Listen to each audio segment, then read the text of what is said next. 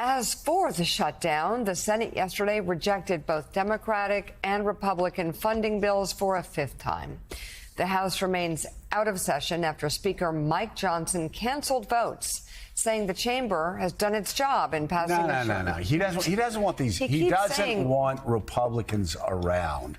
He does not want House members around, Willie. Why? Well, Why there are a couple reasons. If the House members are around, why don't they swear we've heard in about the House? We've heard about the Epstein thing. They'll have enough votes to release the Epstein files. They'll swear in the Democrat. Yeah, it'd be good because that's she wants one to do her reason. job. But I'm starting to think more and more that you know, he doesn't want him around because he has such a small majority. They're going to say, listen, there are a lot of Republicans that are in districts where their people are going to start feeling the pain. Marjorie Taylor Greene, we're going to show a quote from her. She's up in Dalton, Georgia. I know Dalton, Georgia very well. Spent all my summers up in Dalton, Georgia. Let me tell you something. You cut Medicaid funding in Dalton, Georgia. You cut Medicaid funding.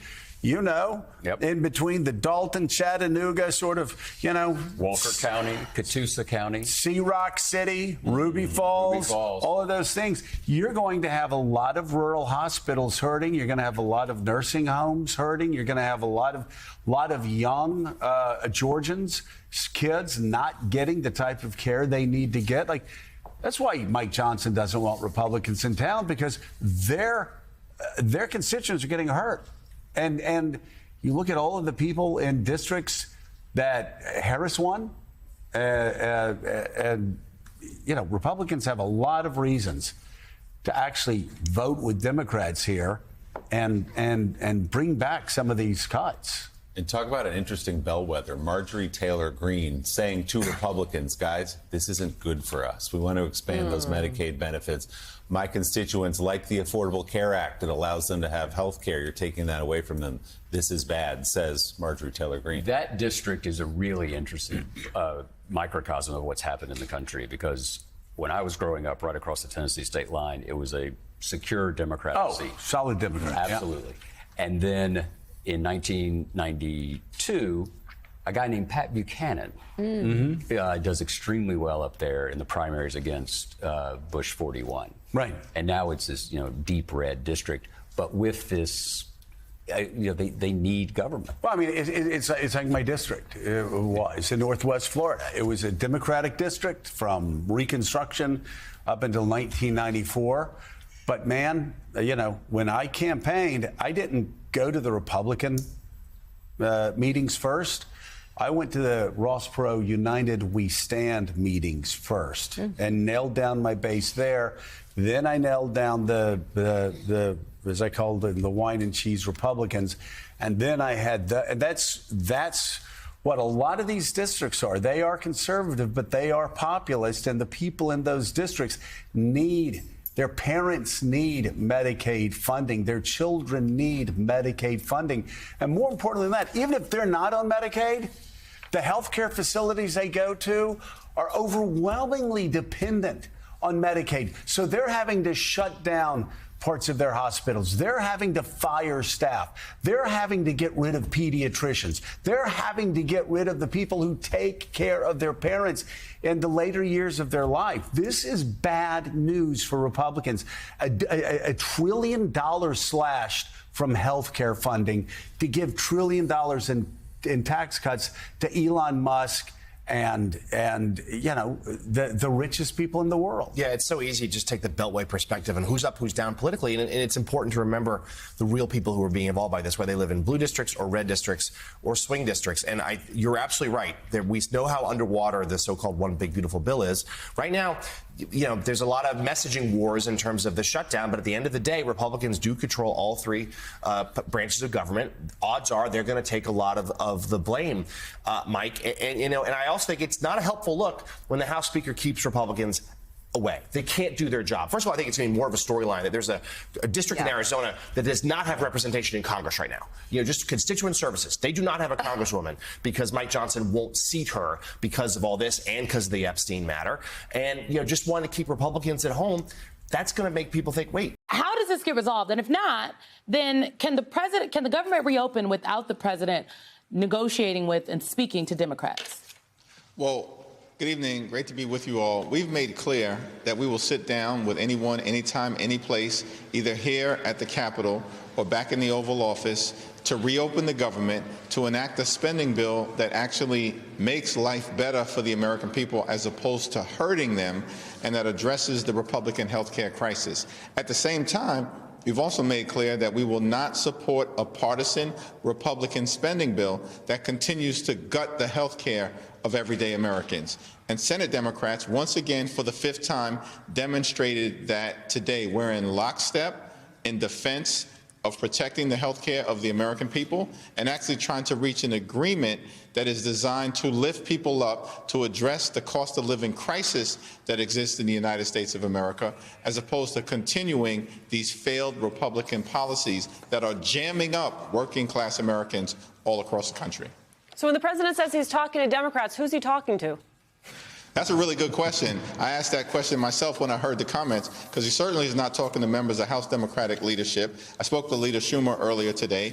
There's no communication between the White House and Senate leadership either.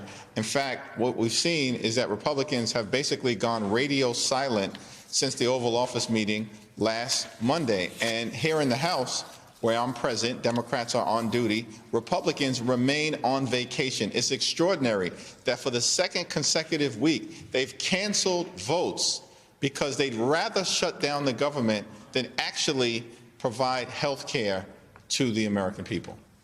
Mr. Leader, I'll just say the quiet part out loud. He's not talking to anybody. Those are just words because, Republicans aren't going to move unless he says so on these issues. That's why the Capitol's locked. It was locked last week. It is locked tonight. And the reality is you've offered an opportunity to have a conversation. You say, hey, OK, let's debate what this is. Let's debate the health care challenges that we have. I want you to listen, if you could, to Mr. Johnson's response to your challenge to a House floor debate. When the poll says that about 13% of the people approve of your messaging, then you make desperate pleas for attention, and that's what Hakeem Jeffries has done. We passed the bill in bipartisan fashion and sent it over to the Senate. The House has done its job. I'm not going to let Hakeem try to pretend for these theatrics. I mean, this is a Chuck Schumer decision. The ball is in the Senate's court now. The House has done this. We don't need to waste time on that nonsense. Those debates have been had. Colleague's a friend. I mean, Hakeem is a friend and a colleague. I respect him, but we all know what he's trying to do there. So, sir, friendship and all that aside, the reality of it is the polls say 43% of the American people blame Mr. Speaker Johnson and the Republican Party. So you may say 13% don't like what you said, all right, or whatever. The reality of it is he locked the door for a reason, and he's kept the doors locked for a reason.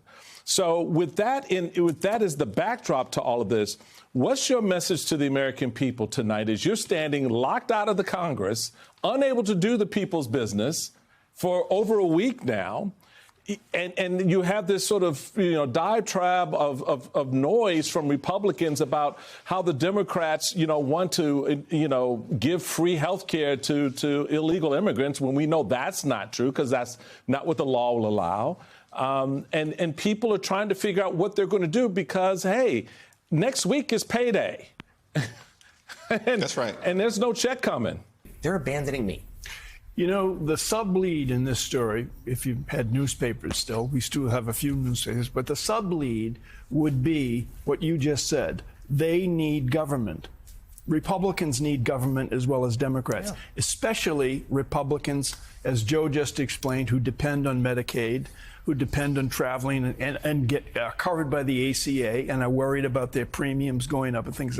They're not Republicans or Democrats when it comes to health care. And the fact that it's been avoided linking the two partially is a result of Johnson decided not to have Republicans hanging around Washington because they would be forced to talk about their constituents when asked. So, Jim VandeHei, you're there in Washington watching how this all plays out. The Marjorie Taylor Greene element is fascinating, calling for an extension of those Obamacare subsidies. How do you see this fever breaking, if you see it breaking? Donald Trump expressed yesterday, he changes from day to day, but some willingness to negotiate a little bit. Where is the room for negotiation here? I mean, it has to be around those subsidies, right? And Republicans don't want to do it. And I think Democrats feel they probably do want to do a deal, but the leadership is under so much pressure because the base just feels like they're weak and inept, and that this is their one chance to actually make a stand against the president. So I think this could drag on a little bit longer than people realize. And I think one of the ticking time bombs of American politics right now is health care. You're seeing a glimpse. You're only seeing a glimpse of it right now because you have these Medicaid cuts that are going to kick in. That obviously affects people who are either in a bad place in life or not making that much money. You have these Obamacare subsidies that are the price of your premiums about to go up. And then anybody who's getting employer-based health care, there's already been reports out there. I was just talking to one of the biggest insurers.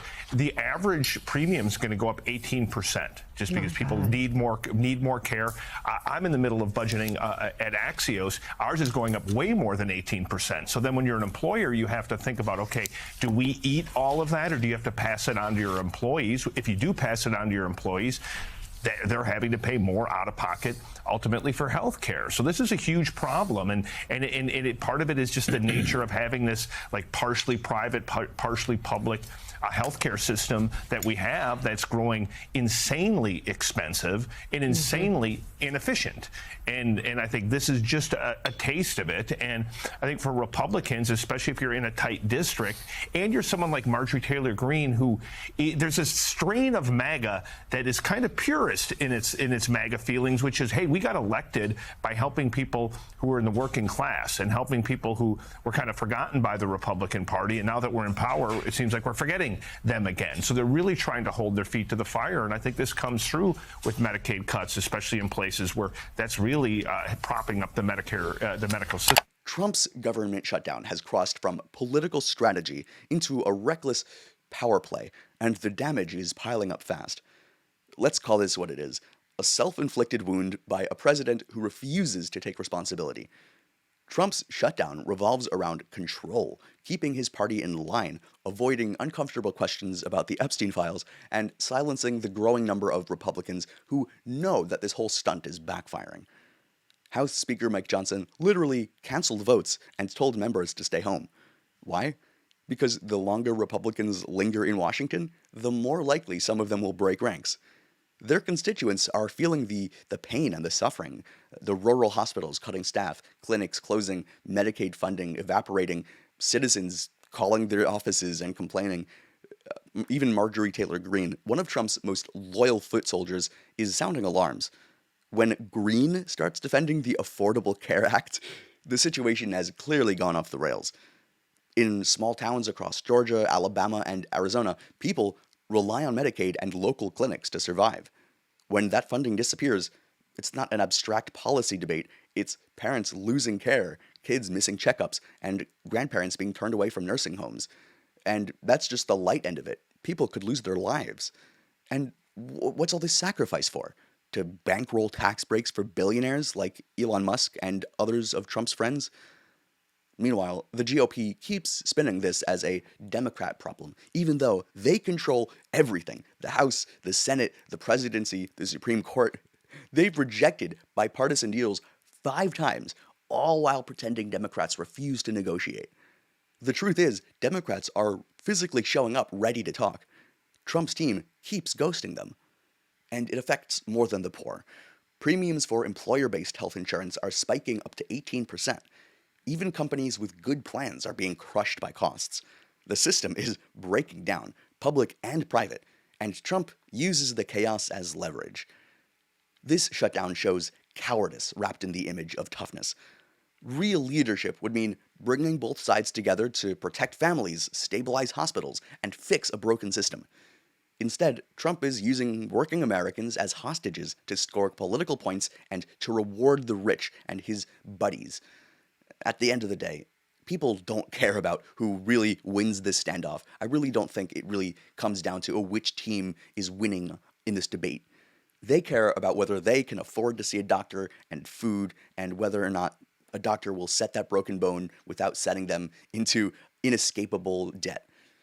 Trump's shutdown weakens America. It's draining its strength, its wealth, and its unity. And if this is his idea of leadership, the country can't afford much more of it.